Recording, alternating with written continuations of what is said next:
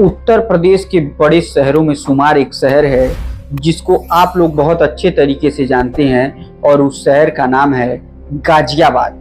शायद ही इस पूरे प्रदेश में या देश में कोई ऐसा भी व्यक्ति होगा, बल्कि विदेशों तक भी कोई ऐसा नहीं होगा जिसे न पता हो कि गाजियाबाद कहाँ है और गाजियाबाद किस तरीके की सिटी है। ये सारी बातें तो आप जानते ही होंगे, लेकिन इसी गाजियाबाद की आज हम एक आपको ऐसी हैरत अंगेज दास्तान सुनाएंगे, यकीन मानिए जिसे आज तक आपने नहीं सुनी होगी। ये चीज हर शहरों में नॉर्मल होता है, हर जगहों पर मिलता है, लेकिन आज जिस प्रेम कहानी को हम आपको बताएंगे वो प्रेम कहानी कैसे पुलिस वालों के हाथ चढ़ जाती है, इसे तो शायद आपने नहीं सुना होगा। तो देर न करते हुए दोस्तों, आज के जुर्म के वर्चस्व की हम कहानी को शुरू करते हैं।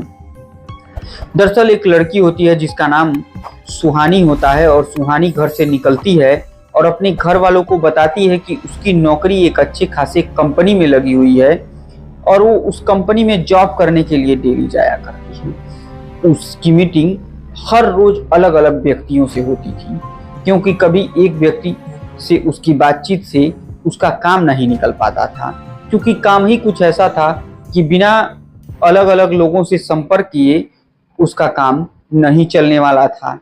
बदले में उसे रोज के रोज पेमेंट भी मिल जाते थे, तो इससे परिवार वाले भी बेहद खुश रहते थे और सुहानी भी बेहद खुश रहती थी कि भाई चलो, हमारी नौकरी जो हम कर रहे हैं उसकी तत्काल हमें तनख्वाह मिल जा रही है, पैसे मिल जा रहे हैं, तो हम अपने जीवन यापन में कहीं कोई समस्या नहीं होती थी। परिवार बेहद खुश रहता था, परिवार को लगता था कि लड़की एक अच्छी खासी मल्टीनेशनल कंपनी में काम कर रही है।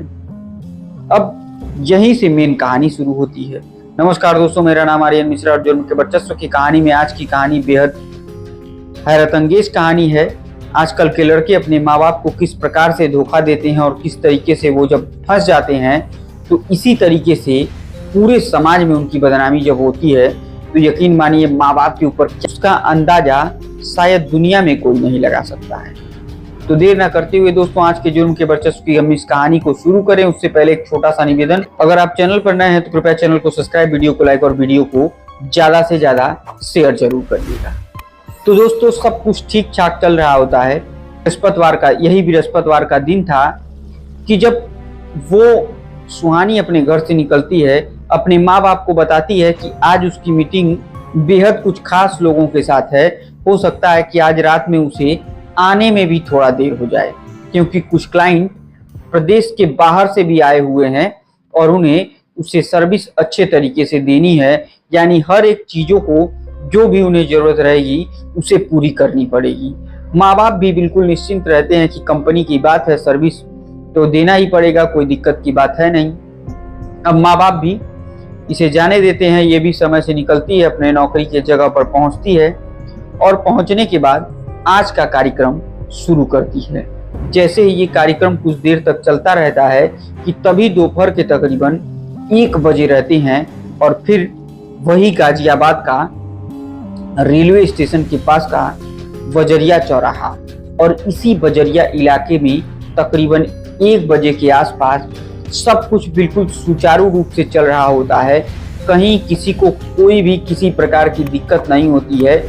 जैसे रोजमर्रा की जिंदगी कट रही होती है, वैसे ही आज की भी जिंदगी कट रही होती है। सारे लोग बिल्कुल ठीक ठाक तरीके से अपने कार्य का निर्वहन करते हैं और इसी दरमियान आज जैसे ही 1 बजती है, सब कुछ ठीक ठाक चल रहा था कि तभी अचानक से इस इलाके में पुलिस की गाड़ियां लगातार तकरीबन 10 से 12 गाड़ियां अचानक से इस इलाके में रुकती हैं।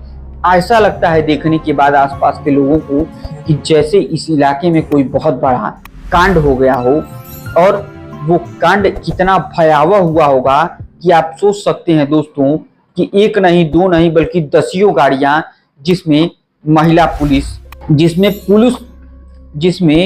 पुलिस के साथ साथ महिला पुलिस की भी तमाम गाड़ियां रहती हैं और सारी गाड़ियां एक लाइन से एक साथ एक जगह पर रुकती हैं और सारी गाड़ियों का भी दरवाजा एक साथ खुलता है और सारे पुलिस वाले ताबड़तोड़ जल्दी से जल्दी उतरते हैं और आसपास बने हुए एक एक कमरों में, एक एक होटल में जाना शुरू करते हैं। अब किसी को कुछ नहीं पता होता है कि आखिर इस होटल में क्या ऐसा हो गया है कि जिसके कारण इतने पुलिस वालों को अचानक से उतर के इस होटल में घुसना पड़ रहा है।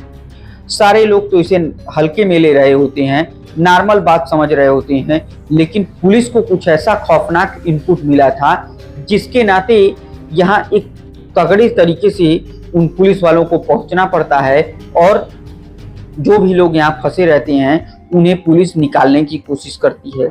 लेकिन किसी को कुछ ऐसा पता नहीं था कि अब यहाँ क्या होने वाला था।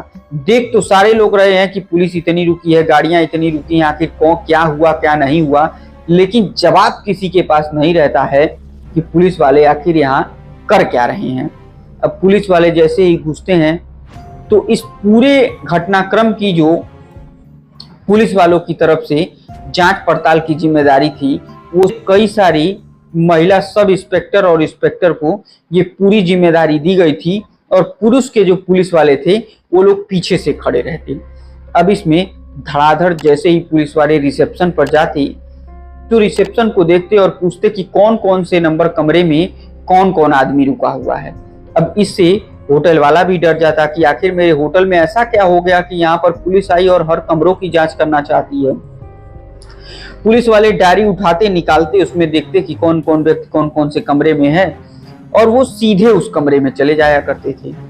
जब वो उस कमरे में जाते, दरवाजा खटखटाते, जैसे ही दरवाजा खुलता तो अंदर एक लड़का और एक लड़की मिलती, जिसमें दोनों की हालत ऐसी थी कि जो कैमरे पर बयान नहीं किया जा सकता है। यूं समझिए कि बिल्कुल आपत्तिजनक स्थिति में दोनों थे। और जो लड़का निकलता है वो तौलिया लपेटे हुए बाहर निकलता है कि बताइए क्या बात है। जैसे ही वो बाहर निकलता है पुलिस वाले अंदर घुस जाते हैं। खास तौर से महिला पुलिस सीधे अंदर घुसती है तो देखती है कि लड़की के बदन पर एक भी कपड़े नहीं है और वो चादर ओढ़ के लेटी हुई है। अब पुलिस वालों को समझते देर नहीं लगता है इस कमरे में हो क्या रहा होता है और आपको भी समझते देर नहीं लगती होगा कि क्या हो रहा है। अब इस कमरे को छोड़ते हैं, पुलिस वाले बोलते हैं कि आप कपड़ा पहनो और बाहर आ जाओ। अब अगली कमरे में पुलिस जाती है, उसे भी खटखटाया जाता है, वहां भी सेम यही हाल होती है। अब इसी तरीके से कर करके तकरीबन 5 होटलों में पुलिस वाले जाते हैं और जैसे ही पुलिस वाले आते हैं, यकीन मानिए दोस्तों, होटल वाले तो खुद ही चाबी दे देते हैं कि इस कमरे में जाइए आप जांच करिए, क्योंकि इस तरीके की दहशत उनके दिल में बैठ जाती है।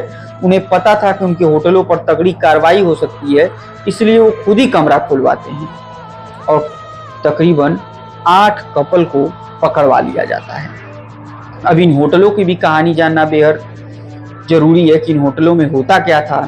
तो इन होटलों की ऐसी व्यवस्था थी कि अगर आप कपल्स के साथ जा रहे हैं तो आपके जरूरत का हर एक सामान उस कमरे में मौजूद रहता था जो आपको चाहिए था, बशर्ते एक शर्त रहता था और वो शर्त ये रहता था कि इन कमरों का जो रेंट होता है वो दिन के हिसाब से नहीं, घंटे के हिसाब से। किसी कमरे का 1 घंटे का 1000 रुपया तो किसी कमरे का 1 घंटे का 1500 रुपया। इस तरीके से उन कमरों का घंटों के हिसाब से रेट रहता था। और तो और सुनिए दोस्तों, अगर मान लीजिए आप कपल्स हैं तब तो आप अपनी पार्टनर को लेकर जा ही रहे हैं। अगर आप कपल्स नहीं हैं तो आपके लिए एक लड़की की भी व्यवस्था की जाती थी कि अगर आप कपल नहीं है तो आपके लिए एक लड़की अलग से रखी जाती थी और आप उसके साथ अपनी जिंदगी को रंगीन बना सकते हैं और उसके भी पैसे पे कर सकते हैं। इस दरमियान जो लड़कियां होती थी, जैसे सुहानी, जो मैंने काल्पनिक नाम की एक लड़की की कहानी सुनाई, वो भी जब इस जगह पर काम करती थी तो उसकी पेमेंट फिक्स रहती थी कि तुम आज दिन भर में कितने लोगों के साथ जाओगी, उनको कैसी सर्विस दोगी और उसी सर्विस के हिसाब से उसे जोड़कर पैसे दिए जाते थे। उसकी कीमत 1000 से 2000 रुपए रोज की होती थी, लेकिन जो भी लोग यहाँ पर आते थे उनसे एक अच्छा खासा पैसा वसूला जाता था, क्योंकि वो नए होते थे, उन्हें तो कुछ पता था नहीं। और इन सब मामलों में लोग पैसे नहीं, लड़कियों को देखते हैं कि वो कितनी सुंदर है, वो कितनी जवान है, भले ही वो कैसी भी हो, उन्हें उससे कोई मतलब नहीं होता है। और ऐसे मामलों में अगर किसी का फायदा सबसे ज़्यादा होता है तो उस होटल वालों का होता है, जिनका कमरा होता है, जिन लोगों ने इस तरीके के पूरे स्ट्रक्चर को बनाया होता है, उनका होता है। और इस तरीके से दोस्तों इस पूरे इलाके में आज तकरीबन 8 कपल और तमाम लड़कियों के साथ गिरफ्तारी कर ली गई थी। इस पूरी घटना को सुनने के बाद आप अपनी राय को इसमें कमेंट के माध्यम से जरूर लिखिएगा और मैं उम्मीद करता हूं कि आप चैनल को सब्सक्राइब, वीडियो को लाइक और वीडियो को ज़्यादा से ज़्यादा शेयर भी जरूर कीजिएगा। तब तक के लिए मुझे दीजिए इजाज़त। जय हिंद, जय भारत।